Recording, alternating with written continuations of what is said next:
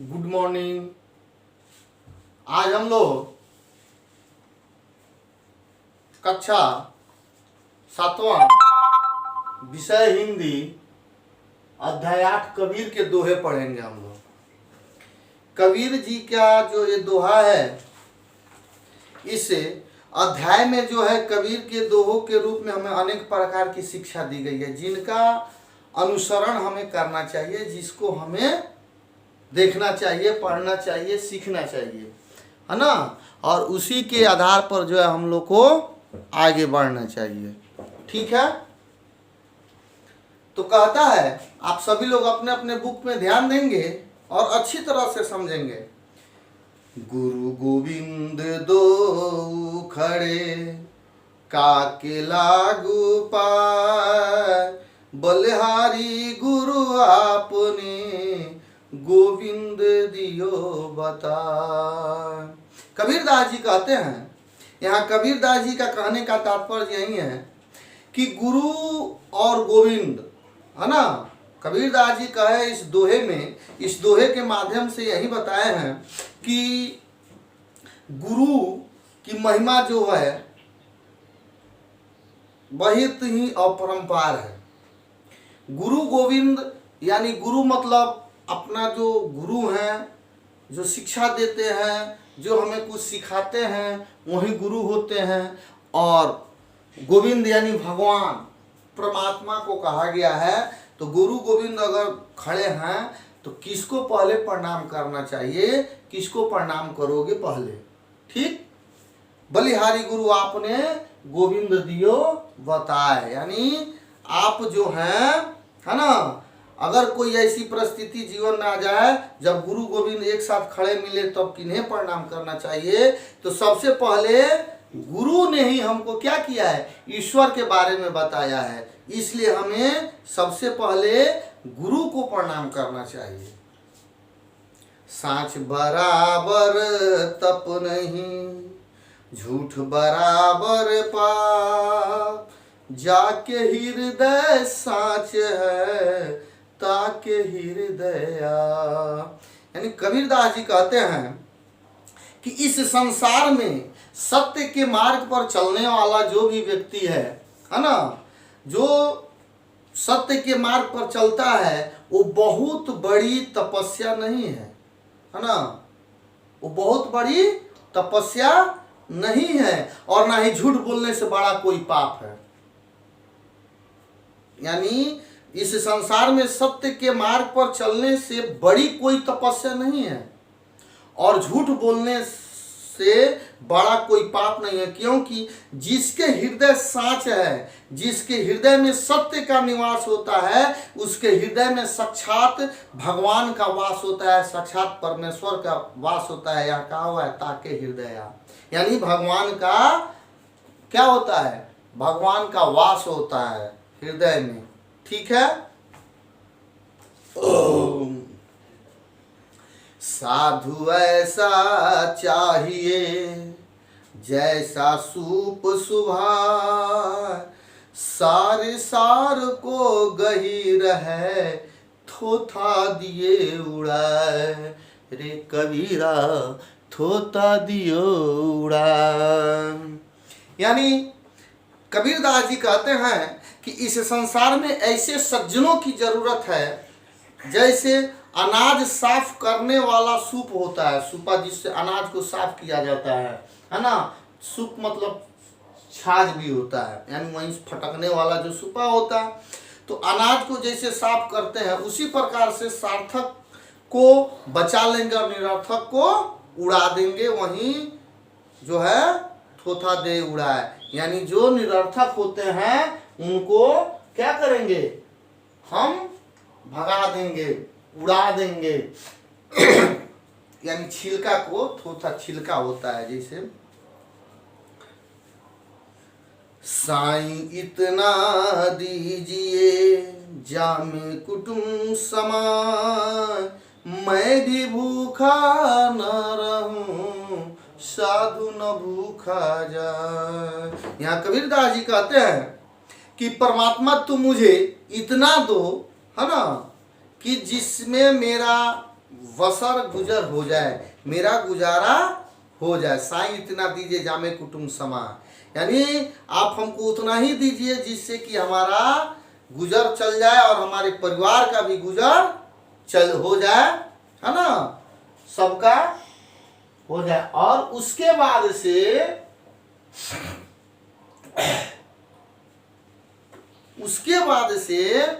है ना, मैं अपना पेट पाल लूं और आने वाले मेहमानों को भी भोजन करा सकूं। मुझे उतना ही दीजिए कि मेरा पेट और मेरे परिवार का भी पेट चल जाए, और मेरे दरवाजे पर अगर कोई आ जाए आगंतुक मेहमान तो वो भूखा न जाए। ठीक। वृक्ष कबहू नहीं फल भखै, नदी न संचय नीर, परमारथ के कारण साधुन धारा शरीर। यानी वृक्ष कभी भी जो है स्वयं अपना फल नहीं खाता है, वो दूसरों के लिए को खिलाता है, वो दूसरे के लिए संचय करता है। नदी का जल है, नदी जो है बहती हुई नदी की पानी है, जल है, उसको नदी स्वयं नहीं पीता है, वो दूसरे के प्यास को क्या करता है, बुझाता है ना। इसलिए परमारथ का अर्थ यहाँ कबीरदास जी कह रहे हैं कि परमारथ का अर्थ है सत्कर्म मानवतापूर्ण। परमारथ यानी दूसरों की भलाई, है ना, यानी दूसरों की भलाई के लिए साधुन जो है क्या हो जाए, सारे गुणों से परिभूषित हो, यानी दूसरों का भलाई करे, वो अच्छा साधु हो जाए। यानी आदर्श चरित्र त्याग समर्पण से वह साधु वह व्यक्ति जो इन गुणों से क्या हो, परिभूषित हो। ठीक है, आगे बढ़ते हैं। मधुर वचन है औषधि, कटुक वचन है तीर, श्रवण द्वार है संचर, साले सकल शरीर। यानी मधुर वचन क्या है, औषधि के समान है। कबीरदास जी कहते हैं कि मधुर वचन जो है औषधि का समान है, जो रोग का निवारण करता है। ठीक है, लेकिन कटु वचन जो होता है, कटु वचन जो होता है, कड़वी अगर बात कोई किसी को बोल देता है तो क्या होता है, हृदय को घात पहुंचता है, हृदय में दुख होता है, नहीं, हृदय में दुख पहुंचता है तो वो तीर के समान होता है। जैसे तीर चल आता है और मार देता है और घाव हो जाता है, उसी प्रकार से कड़वी बातें अगर कोई किसी को बोलता है तो क्या कर देता है, घाव कर देता है ना। हमारे द्वारा बोले गए शब्द कान रूपी, यानी श्रवण मतलब होता है कान, कान के द्वारा वो हमारे शरीर में क्या होता है, संचय होता है। शरीर रूपी घर में क्या होता है, वो जाता है प्रवेश करके और सारे शरीर को प्रभावित कर देता है कटु वचन। ठीक, आगे बोलते हैं। बोली एक आमोल है, जो कोई बोले जानी, ये तराज तौल के तब मुख बाहरी आनी। माने यदि कोई सही तरीके से बोलना जानता है, ठीक, यानी सही वचन को, सही वाणी को बोलने को जानता है, उसे पता है कि वाणी जो क्या है, एक अमूल्य रतन है, इसलिए वह हृदय के तराजू में तोल कर ही उसे मुंह से बाहर आने देता है ना। तब मुख बाहरी आनी, माने हृदय ही तराजू तौल के, यानी हृदय के तराजू में तौल करके तब मुख बाहरी आनी, यानी तब उसके मुख से बाहर आता है, वो वाणी को, बोली को बोल करके, है ना, वो जो बोलना जानता है वो निकालता है। ठीक है, आगे बढ़ते हैं।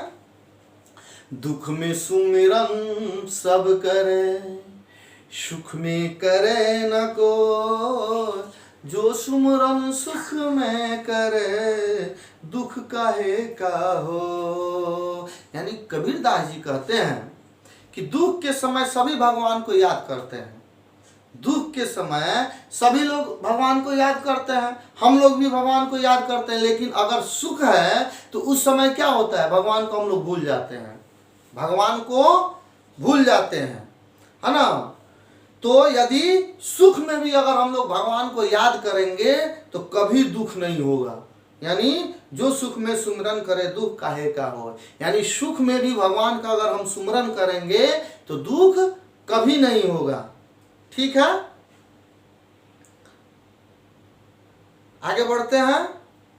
कबीरा संगत साधु की हरे अरो की व्याधि, संगत बुरी या साधु की आठों पहर उपाधि। यानी कबीरदास जी कहते हैं कि अगर साधु की संगति में अगर हम रहेंगे, अगर साधु की संगति से में होगा तो वो दूसरे के दुख और कष्ट को हर लेने वाला होता है। अगर साधु के साथ में है, अच्छे लोगों के साथ में है, तो दूसरों के सुख और दुख को हर सकते हैं, है ना। और वहीं असाधु पुरुष के संगति में अगर आ जाते हैं तो क्या होता है, कबीरा संगत साधु की हरे संगत बुरी साधु की आठों पहर उपाधि। अगर वहीं असाधु पुरुष के संगति में आ जाते हैं तो उसके संगति में रह करके आठों पहर जो है उलाहना मिलते रहता है, यानी उपाधि, यानी उपाधि का सामना होता है, यानी उलाहना का सामना होता है, यानी कलह लड़ाई झगड़े की सामना होती रहती है। अगर हम साधु के साथ रहेंगे तो, अच्छे साधु के साथ रहेंगे तो दूसरे के दुख दर्द को समझेंगे, अच्छे सज्जन व्यक्ति के साथ। अगर वहीं असाधु के साथ चले जाएंगे, उनकी संगति असाधु पुरुषों की हो जाएगी, तो उससे हमारा क्या होगा, हर हमेशा आठों पहर जो है लड़ाई झगड़े होती रहेगी। चलिए अब लास्ट है, गुरु कुम्हारे सिख कुंभ है, गड़ी गड़ी काढ़ है खोट, अंतर हाथ सहार दे बाहर बाटे चोट। कबीरदास जी कहते हैं कि गुरु कुम्हार के समान है और शिष्य जो है वो मिट्टी के कच्चे घड़े के समान है। गुरु क्या है, कुम्हार है, और शिष्य मिट्टी के कच्चे घड़े के समान है। जिस तरह घड़े को सुंदर बनाने के लिए कुम्हार क्या करता है, ऊपर से चोट मारता है और अंदर से हाथ का सहारा देता है और उसको सुंदर बनाता है ना।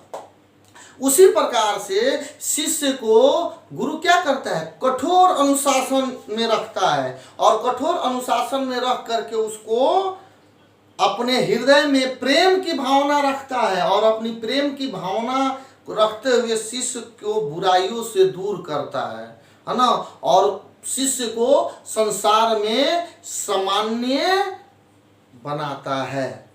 यही कबीर जी के दोहा है, और इनके दोहे का जो है जो अर्थ है, ठीक है, उनका जो भी दोहा है बहुत ही अनुकरणीय है। इसके अनुकरण हम लोग करेंगे और इसी पे हम लोग चलेंगे तो अपने जीवन में कभी भी हम दुख का सामना नहीं करेंगे और इस संसार में जो है पूजनीय बनेंगे।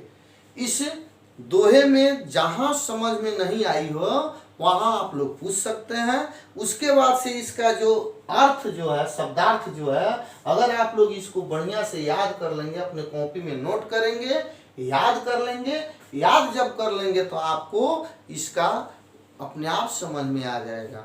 ठीक है, अगर कोई दिक्कत हो तो आप लोग पूछ सकते हैं। इसको नोट कर लेंगे, दोहा को, शब्दार्थ को, और शब्दार्थ को नोट कर करके याद करेंगे। और दोहा, ये कबीर जी का जो दोहा है, इसमें से 5 दोहा हम आप लोगों से सुनेंगे अर्थ के साथ। ये 5 दोहा आप लोगों को याद रखना है।